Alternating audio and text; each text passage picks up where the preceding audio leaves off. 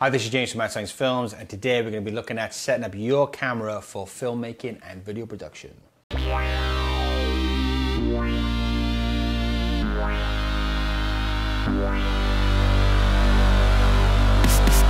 First off, let's just take a moment to thank everybody that subscribed to this channel. Thank you so much for subscribing and obviously conversing with us over cool things such as, you know, gear and tech and filmmaking and all that kind of stuff.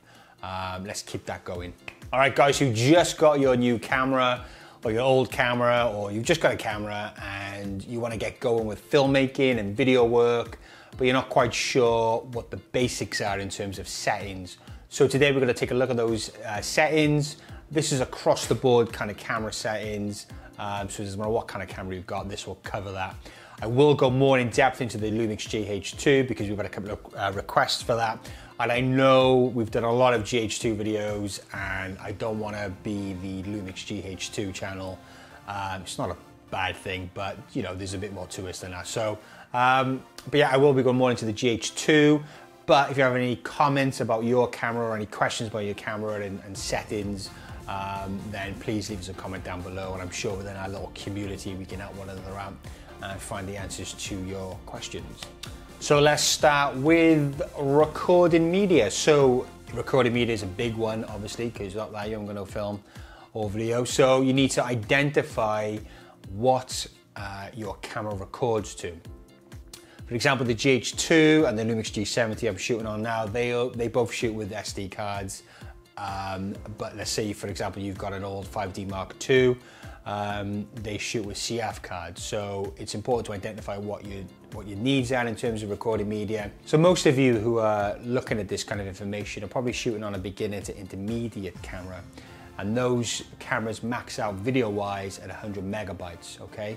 So taking that on board, you're probably gonna need something like the SanDisk Extreme Pro SD card with read speeds at 95 megabits per second and write speeds at 90 megabits per second. There's a whole calculator you can find online to double check speeds and you know, the correct speeds which you need for the amount of megabytes your video is recording at. But that should be enough for most of you, and I'll put my neck on the line to say most of you who are needing this information, the cameras you've bought and you're shooting with, that kind of SD card would be absolutely perfect for you. So first we need to look at frame rates. Now, the frame rates which you choose will often be determined by the kind of project you're doing, where you are in the world, and any particular scene needs. So the typical frame rates would be 30 frames per second. That's really good for kind of like TV stuff, documentary kind of stuff. It's got more of a sharper kind of look to the motion. Then if you're doing filmmaking kind of work, narrative filmmaking kind of work, you probably want that cinema 24 frames per second. You may only have 23.976 frames per second, which is the closest you're gonna get to 24 frames per second. If you're in the UK, you may want to stick with 25 frames per second just because of frequencies of light, issues like that. So you may get some flickering if you choose to go to 24 and choose the shutter speed for that. But, you know, you may find out you'll be all right. I shoot with 24 frames per second quite often, and it's not very often I get an issue with flickering. So something to consider. You may be needing to have higher frame rates for slow motion. So you may want to go for 60 frames per second or 50 frames per second if you're in the UK, or even slower if your camera can at say 120 frames per second. So just a little side note here at this point, just to say that get to know your camera. Hopefully you would have done the research before you bought the camera, but yeah, definitely take note and watch some YouTube videos. Nobody reads the fucking camera manuals anymore, so maybe watch some YouTube videos, check out some blogs about your camera. Yeah, really get to know and see what your camera's capabilities are. Next is shutter speed. So your shutter obviously controls exposure, like most of the settings which we're going to discuss, but there is a rule to the correct shutter speed when doing video and film work. There is the 180-degree rule, but I won't get into that. I'll just give you a simple math to do So once you've decided on your frames per second, so whether it be 30 frames per second, then you times that by 2, which is 60, and then that'll be your shutter speed, so 1/60th, okay? If you're doing 24 frames per second, then obviously it'd be 48, but most cameras don't have a 1/48th, they have 1/50th. That'll do, that'll be absolutely fine for that, and that'll be the same for the 23.976 as well, so just go to 1/50th. So times your frame rates by 2 and go to that value or the nearest to it, okay? Same again for 60 frames, so that'll be 1/20th, and 50 frames, obviously that'll be 1/100th. Okay, so that's a simple math to do to get the correct motion blur for your, your correct shutter speed for your frames per second. Now, with that said, there is room to kind of wiggle with that. I mean, if you want a kind of certain look to your footage, so whether you want kind of a ghosting kind of look, then you may want to slow that shutter speed down. And if you want that kind of Jason Bourne action sequence where it's quite a sharp motion and everything looks very kind of edgy and frantic, then you may want to up that shutter speed to get very sharp motion. But that's something you need to experiment with and see what you like and use sparingly for certain scenes to have certain impacts. But you need to know the rules to break the rules. So yeah, have a look, experiment, but otherwise, that simple math equation, that's how you determine the correct shutter speed. So next we're going to look at ISO. ISO, there's no real ruling on ISO in terms of film and video, other than you really need to know what your camera's native ISO is and your overall camera's ability with going to higher ISO values. Now I know the Sony cameras, they're notoriously good at shooting in low light situations. You can really crank up the ISO levels and still have very good images. So if you're in documentary kind of territory where you may not have access to lighting or not be able to control your lighting, then you may want to look at the Sony cameras. They have a lot of good features and capabilities for that kind of work. So most cameras have a native ISO, and it's at that level, that value, you'll have the cleanest image. So no noise, no muddy colors, no fixed pattern noise, nothing like that. Nice clean image, and that'll really help when it comes to kind of color grading as well, because you have a very solid base to work from. But understand your camera's capabilities. A quick Google search if you're not sure, and if you still come up with nothing in terms of your camera's native ISO, then you're probably safe to be in the 200 to 400 kind of territory with ISO values. Maybe experiment with the 2 values and see where you're getting the cleanest footage, and stick with that one. Okay, so the next is image quality. So this is pretty much a given. You will want to shoot at the highest resolution that your camera is capable of. The Lumix GH2 is capable of HD and no more. But you can hack that as well, so you get much higher bit rates in terms of video. So understand where your camera can shoot and shoot at that quality. Next would be profiles. Again, assuming you're not shooting with pro level kind of video cameras, then you're not probably going to have log profiles built into the camera. Unless you're shooting on Sony's, they do have S-log profiles, which are log profiles. But I'd stay away from those if you're not too familiar with log profiles and 8-bit versus 10-bit kind of color space. Yeah, grading log is a bit tricky, and I think unless you've got experience with doing that, then perhaps leave that alone. Your best bet is to kind of slightly customize these profiles. You know, I've got on my GH2, I've selected the smooth profile, and I've gone -2 on everything, okay? Now the important ones to kind of customize, I'd say, is definitely noise reduction and any kind of sharpening. You don't want your camera to take it upon itself to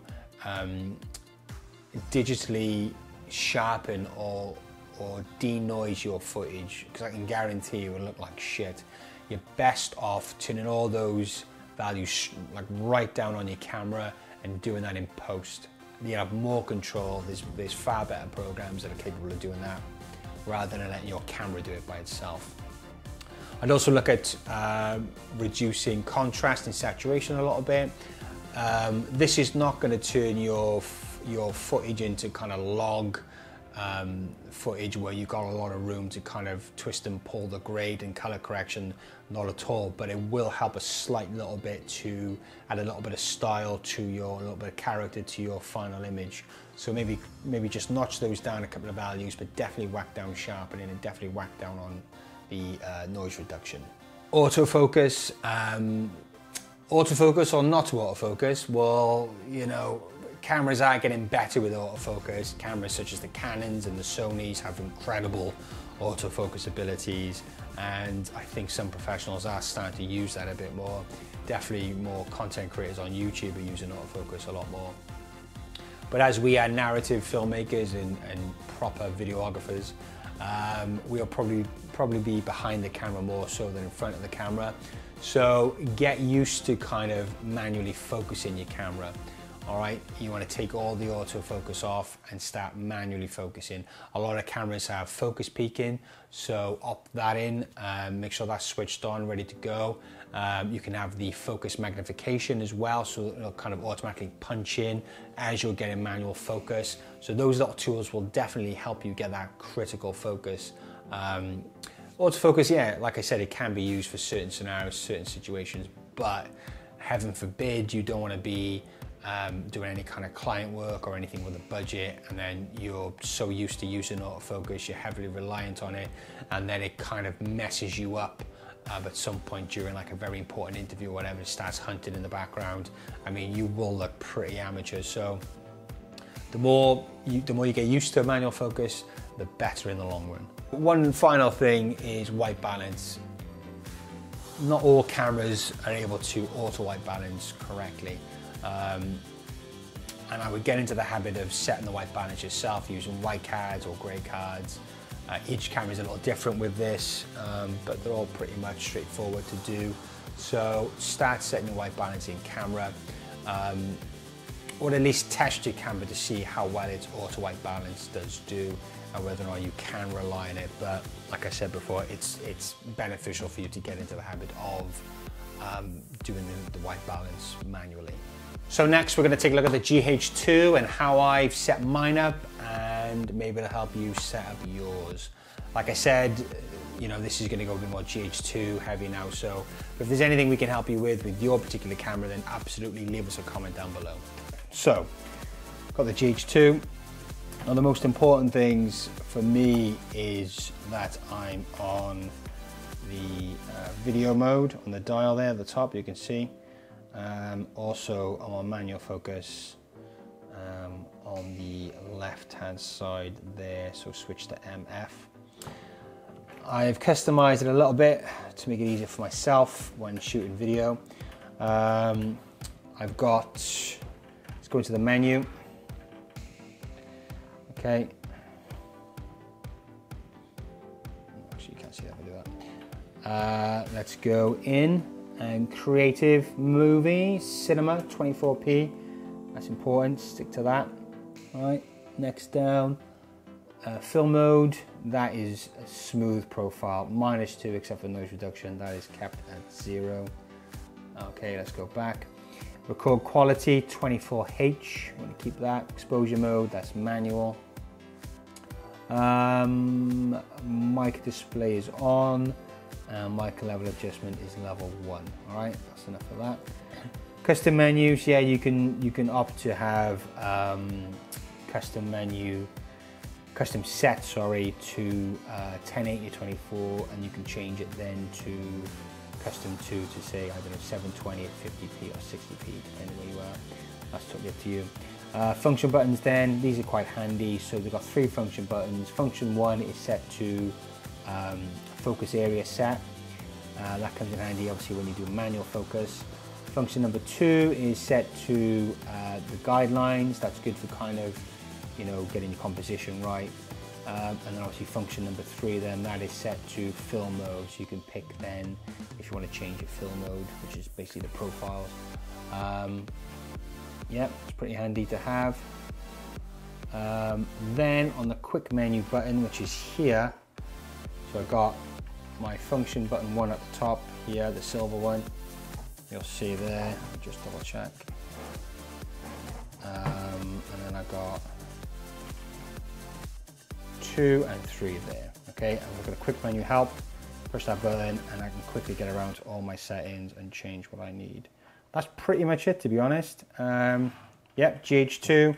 Any questions, then let me know. Yeah, pretty much straightforward. Okay, that's it from me today. Hope that was helpful, useful. Any comments, like I keep saying, then leave them down below. We'll get back to you ASAP. Thanks again for all your subscriptions. Thanks again for your comments and your likes. We really do appreciate it. Until next time, goodbye.